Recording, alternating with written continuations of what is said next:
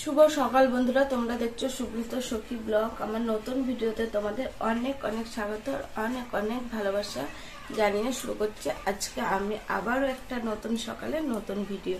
তো এখন কটা বাজে? এখন বাজে হচ্ছে 7টার কাছাকাছি। উঠেছি কিন্তু 6:30 হচ্ছে, 6:45 বন্ধ কর।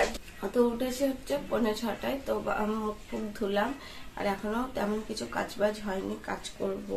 তো বাবুর আজকে পড়া আছে, শনিবারে পড়া থাকে না, কিন্তু আজকে পড়াবে। তো যাই হোক, বাবু পড়তে যাবে। আর এই দেখো হাতে বিস্কুট ধরেই আছি, চা করে নিয়ে এসেছি, চা খাবো।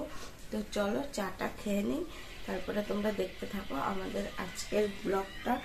আর একটা কথা, এই সপ্তাহে কিন্তু আমাদের গানের ভিডিও যায়নি। তার কারণ কি বলতো, আমরা গানের ভিডিও করেছিলাম, কিন্তু ভিডিওটা হচ্ছে গানটা হচ্ছে কপিরাইট ফ্রি সঙ্গই করেছিলাম, বাট কিন্তু ভিডিওটা মানে এডিটিং করে আপলোড করে তখন কপিরাইট আসছে। তো সেই কারণে আর গানটাকে তোমাদের এই সপ্তাহে দেওয়া হয়নি। আমরা জানি যে তোমরা অনেকেই থাকো অপেক্ষায় গানের ভিডিও দেখার জন্য, কিন্তু ওই কারণে হচ্ছে গানটা যায়নি। অনেক চেষ্টা করা হলো, অনেক গান যে গানটাই নিচ্ছে সেটাতেই আর কি কপিরাইট আসছে। তো সেই কারণে গানটা পোস্ট করা হয়নি, গানটা এখনো এডিটিং করাই আছে। তো গানটা আগে পাক, তারপরে তোমাদের সাথে শেয়ার করব, ঠিক আছে? তো তোমরা ভিডিওটা আজকেরটা দেখতে থাকো কন্টিনিউ। তো আশা করি ভালো লাগবে, আর ভালো লাগলে অবশ্যই লাইক কমেন্ট শেয়ার করে দিও। তো চলো চা খেয়ে নিই, চা ঠান্ডা হয়ে যাচ্ছে। বন্ধুরা চলে এলাম ছাদে তোমার সঙ্গে শেয়ার করার জন্য। আমার একটা মিষ্টি ফুল ফুটেছে ছাদ বাগানে। তাই দেখো বন্ধুরা, এই ফুলটা এটা কি ফুল অনেকে বুঝতে পেরেছো বা অনেকে বুঝতে পারোনি, যাই হোক তো আমি বলে দিচ্ছি। তো আগে দেখে না ফুলটা, এত সুন্দর কালার, মানে কালারটা অতটা এখানে আসেনি ক্যামেরাতে। এটা হচ্ছে হালকা বেগুনি কালারের কালার হয়েছে, কালারটা খুব সুন্দর লাগছে দেখে। আর এটা হচ্ছে ক্যাকটাস গাছের ফুল। তোমরা অনেকে চিনো এই গাছ। দেখো বন্ধুরা, গাছটা একটা ছোট্ট গাছ, কিন্তু ফুলের এই সিজটা কতটা বড় হয়েছে আর ফুলটা কতটা সুন্দর। মানে আমি সকালে ঘুম থেকে উঠে ফুলটা দেখে আমি হচ্ছে ফুলের গাছে সবসময় বসে থাকি, মানে এত সুন্দর লাগছে ফুলটা। তাই তোমাদের সঙ্গে শেয়ার করলাম বন্ধুরা।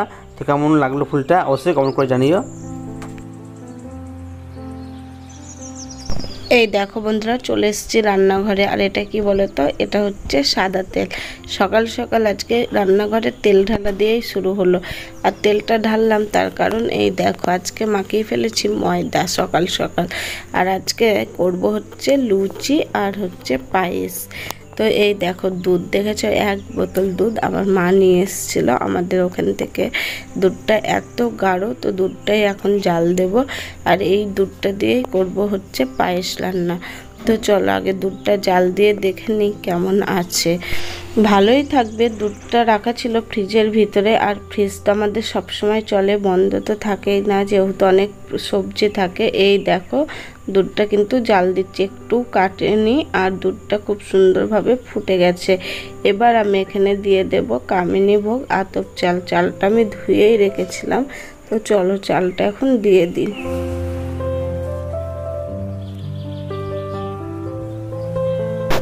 ওদিকে তো পায়েসটা ফুটতে শুরু করে দিয়েছে, আর এদিকে দেখো আমি লুচি বেলা শুরু করে দিয়েছি। তো এদিকে লুচিগুলো সব বেলে নিই, যেহেতু তোমাদের দাদাভাই দোকান যাবে, টাইমও হয়ে আসছে।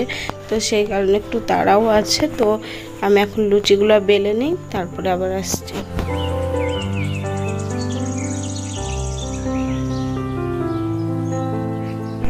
আজকে লুচিগুলো ভালোই গোল গোল করে বেলে নিয়েছি। তো দেখি অন ক্যামেরায় ফুলে নাকি। অন্য দিন তো আবার অন ক্যামেরায় ফুলে না, অফ ক্যামেরায় ভালো লুচি ফেলে। আর এদিকে আমি দেখছি যে পায়েসটা কত দূর হলো। আর এই দেখো, এখনও তো সিদ্ধ হয়ে গেছে। এবার আমি দিয়ে দিচ্ছি তেজপাতা আর এলাচ। পায়েসে তেজপাতা এলাচ না দিলে কিন্তু সেন্টি হয় না। আর এই দেখো বন্ধুরা, এটা হচ্ছে কি বলতো, খেজুরের গুড়। এখন কিন্তু এটা সিজন না, তো অসময়ের জিনিস অসময়ে খাবো আজকে আমরা। তো এই দেখো, এই গুড়টা দিয়েই হচ্ছে পায়েস করব। গুড়টাও কিন্তু অনেক দিন হলো নেওয়া, আর আমি প্রত্যেক বছরেই চেষ্টা করি কিছুটা গুড় নিয়ে ফ্রিজে স্টক করে রাখার। তো এবারও করেছিলাম। আর এই গুড়টা আমার মারা দিয়ে পাঠিয়েছিল, মায়ের বাড়িরই। তো আজকে কিন্তু আমার সকালটা মায়ের বাড়ির জিনিস দিয়েই শুরু হলো, দুধ আর গুড়। তো চলো পায়েসটা করি, আগে দেখি। আর কিন্তু পায়েস রান্না করার সময় একটু ভয় লাগে, এই গুড় বা চিনি দেওয়ার পরে দুধ কেটে যাওয়ার একটা ভয় থাকে।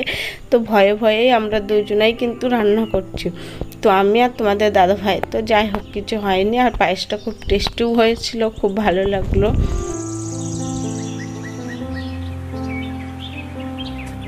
আজকে আমি অনেক খুশি, তার কারণ কি জানো, একবারে অন ক্যামেরাতে আমার কিন্তু লুচিটা দেখেছো কত সুন্দর একদম ফুলেছে। আর এই সব জিনিস লুচি রুটি যদি অন ক্যামেরায় না ফুলে না কেমন লাগে। আর এদিকে দেখেছো পায়েসটাও আমার কিন্তু কমপ্লিট। তো চলো আমি এখন লুচিগুলো ভেজে নিই। আজকে আমার মনে হচ্ছে রান্না করার ভালোই মুড আছে, সেই কারণে লুচিগুলো এত সুন্দরভাবে ফুলছে।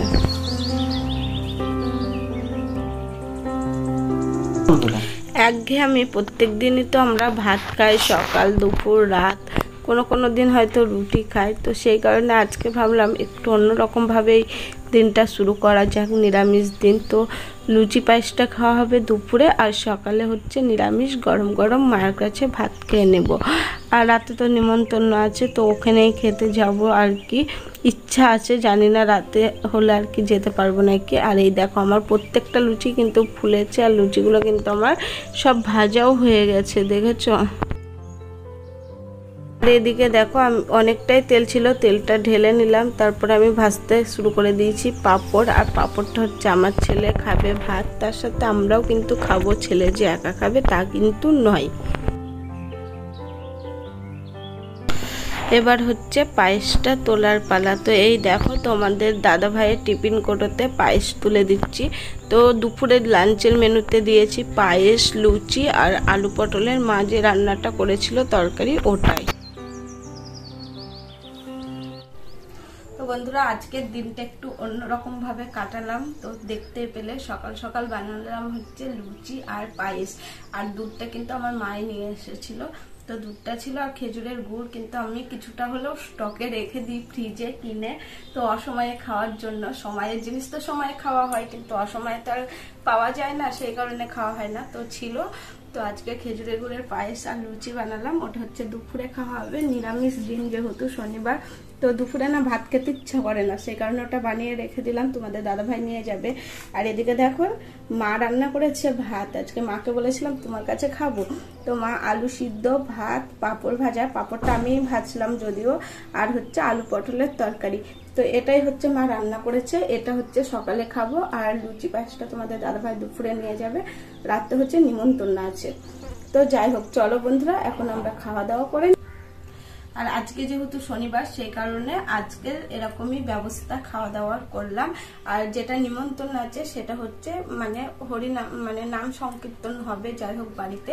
তো মারাই ওখানে রান্না বাড়ি করবে, মারা তো সকাল থেকেই থাকবে। দুপুরেও বলেছিল দুপুরে আর যাবো না, একবারে রাতে খেতে যাব।